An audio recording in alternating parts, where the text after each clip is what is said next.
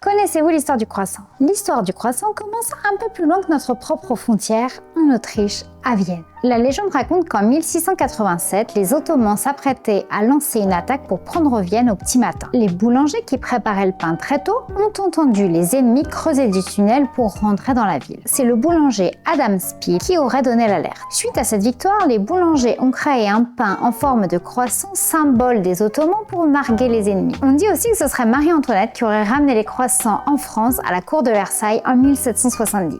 Pourtant, en 1838, Auguste Zing ouvre sa première boulangerie à Paris. C'est un croissant brioché comme un pain viennois. On dit que la foule se bousculait pour aller déguster ces viennoiseries. Quoi qu'il en soit, c'est dans les années 20 que les Français s'emparent du croissant et modifient la texture. Plus de feuilletage et donc plus de beurre. En 1970, le croissant ordinaire fait son apparition. Il est à base de margarine, donc moins coûteux, moins gras et sa forme est différente. Le croissant ordinaire est recourbé, tandis que le croissant traditionnel est droit. Il ne vous reste plus qu'à choisir aujourd'hui si vous voulez un croissant ordinaire ou un croissant au beurre. N'oubliez pas de t'abonner.